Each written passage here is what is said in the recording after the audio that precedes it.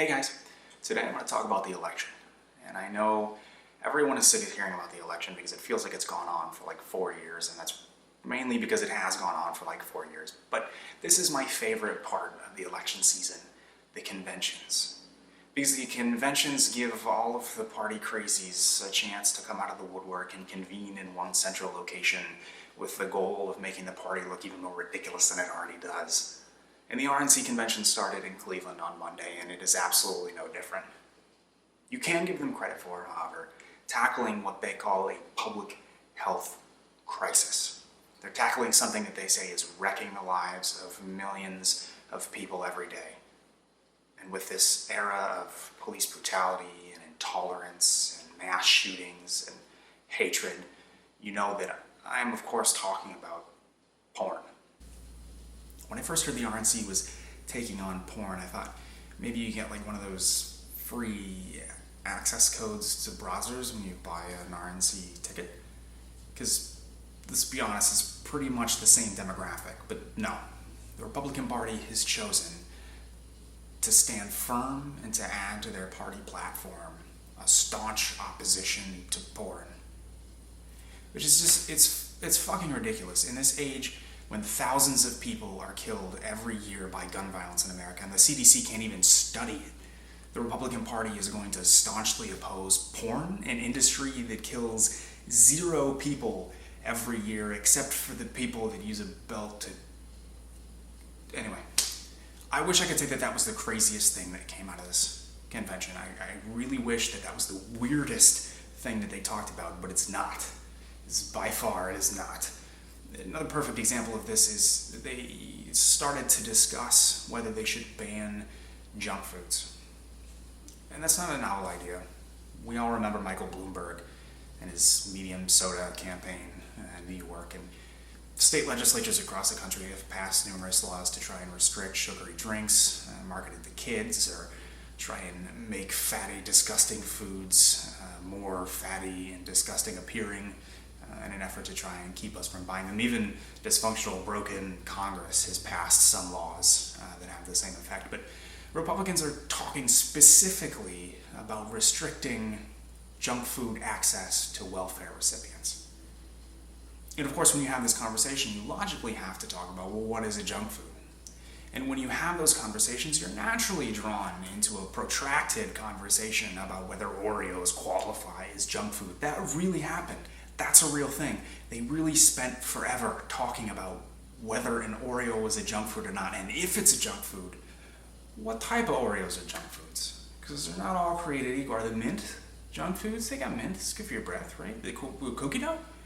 Cookie dough could maybe not be junk foods. The double stuffed, the triple stuffed, the regular Oreo? Which ones are junk foods? The answer is all of them. They're all junk foods, and they are delicious, and everyone should have access to them. And I find this particularly weird that this is what they decided to talk about, considering that Mississippi, a staunchly red state, is also the second largest recipient of welfare in the country and the fattest state in the country.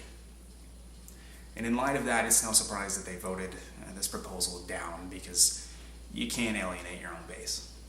And although Republicans often express their complete disdain for both types of Twinkies, in the same vein, they've decided to go after marriage again in their planks.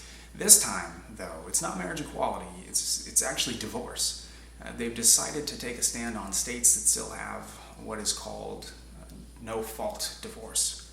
And if you don't know what no-fault divorce is, it's essentially you can go into a courthouse, you pay your fees, you get signatures, you're divorced, that's done, no questions asked. Republicans want to go back to an era when, and some states still have this, an era when you could only get a divorce if you could prove that the other party did something to break the marriage. And that could be infidelity, it could be physical or mental abuse, it could be because the other person figured out that they're actually a different sexual orientation. And this one actually makes sense to me. I actually understand why Republicans are taking this one on. And it really makes sense because they have the higher moral ground on this, right? Because I don't know any Republicans that have ever gotten divorced.